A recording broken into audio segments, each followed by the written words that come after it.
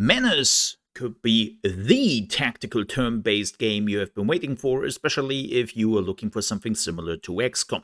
Now, to make this very clear, the game is not XCOM, it is so much more. And secondly, this is the early access version of the game, so there is still tons of stuff missing, but nonetheless, they're already asking money from you, so let's answer the question if it's worth it in this state. And to do that, we start at the beginning. You are a marine vessel which has been sent to the Wayback System, basically the Outer Rim, a backwater system at the edge of the universe, and you are there to play your political cards to win over the factions which are owning this system. Problem is, the factions don't really like you. And the second problem is, when you arrived, there was a major incident at the slip gate, and you have now a lot more panorama windows in your little vessel. And also, unfortunately, 85% of your crew has been killed. So you're not really in a great state, but they are still expecting you to perform in that system and do the missions.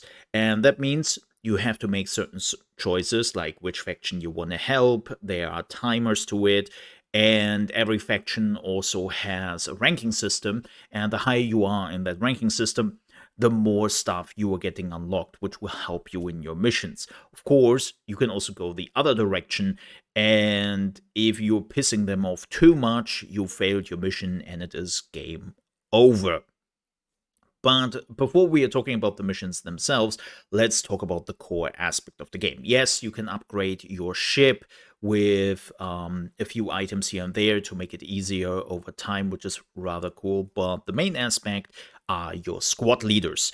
So your squad leaders are very much like your XCOM characters, right? They have all their different stats, they have all their different passives / talents, and they have all their different talent trees. So there is basically characters who are really good with heavy armaments. The other one is a pilot who can actually use tanks, walkers, APCs, which is really cool. I like that a lot, but they also cost a lot of points to utilize them.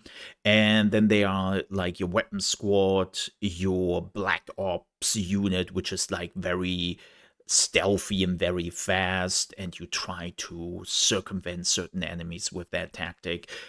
There's a lot to choose from, but at the beginning you can only choose 4 of them, and as I said, they are squad leaders, so you are actually adding squad members to that set squad, and you can add up to 7 more members, and every member is basically adding more armor, more health, and another weapon which can be shot at the enemy. Problem is, those squaddies can die super fast. Right, they're your shield before your squad leader is being hurt, and when they die, they are gone. Now you might think, okay, I can just replace them again, right? Right, but as I mentioned, 85% of your crew members died, and so that means you have only a limited amount of squaddies, and you have to recruit more squaddies from the worlds you are visiting, right? And that costs a lot of resources. So just throwing your squad leaders in the thick of it and losing a squaddie is not necessarily the best thing to do, and you should be very careful about that. But as I mentioned before, there's also a lot of like equipment and weapons you can give them, and depending on the skills and passives, there are some weapons you want to give to the, let's say, heavy weapon squad, right? Because they don't have to deploy the heavy weapon, they can just utilize it on the go, they do more damage with it, and so on and so forth. So there is a lot here, but it's also straightforward the moment you have understood what the game wants from you. Now, let's talk about the most important aspect of this game. That is the missions. When you are starting a mission, you are ending up on another screen, which you can also see in the background, where you have multiple missions to choose from, a little bit like a roguelike, right? You can only choose one path.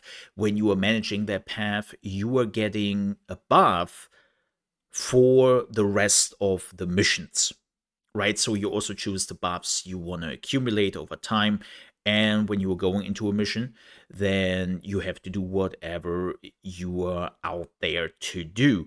And I have to say, the missions are really cool. You have to use your cover. The AI is not stupid, especially on the higher difficulties. It's really good. They are trying to play to their strengths. They're trying to support each other. They are going after the crewmates. They're feasible against. So if you have a heavy weapon squad on the enemy side, they are trying to go after your vehicles because they have the rocket launchers, right? And again, they are also trying to use cover. They are trying to surround you. They are trying to flank you. And positioning and playing your cards right is really important because everything, especially at the beginning, can die in 1 or 2 turns. You and the enemy as well. And that's not something good for you. So you really want to play around that, right? And there are tons of like other stuff on the map, like not just cover, you can also go into certain buildings like towers, bunkers, or they are like defensive towers you can take over. And there's a great mission variety. Now, let's talk about something very specific, and that is aiming or the accuracy. In the XCOM games, you are just getting a percentage number and you roll the dice, and if you manage to hit that percentage number, congratulations, you will hit the enemy, and if you fail, then, well, you miss, right? Pretty annoying. In this game, that doesn't happen. It's completely accuracy, so that means every shot is being calculated. So, yes, depending on the amount of bullets you are shooting, some bullets will hit, all bullets will hit, none of the bullets will hit. When none of the bullets hit, that has some very precise reasons, like deflected, right? The armor was too high, or they were too far away, they were behind some cover. Like, not hitting an enemy doesn't really happen in this game too often, and when it happens, it was a very specific reason, and you screwed it up. Right, like I have a team which is very mobile, and they have MPs as weapons. So that means their bullets are not really penetrating that much the armor. They are really good against light infantry, but the moment I'm using them, especially from further away against enemies which are having a little bit more armor or hiding behind cover, they will do no damage, and that's on me, right? It's not the game which is rolling the dice, and I very, very much appreciate that. In general, the combat is really fun, depending also on who you are fighting against which enemy type. Like the xenomorphs are very aggressive. They can also not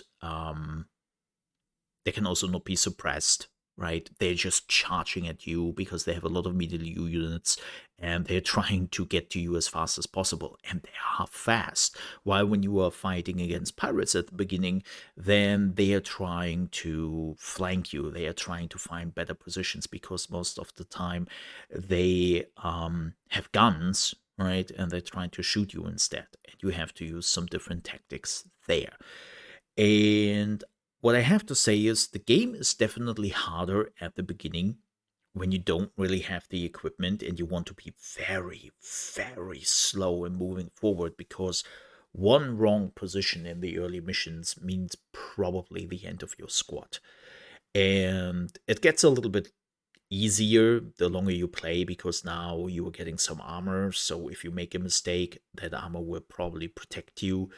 You are getting better weapons. Like, I started to build up a sniper squad in the game, and at the beginning, they were shit because they didn't have the equipment.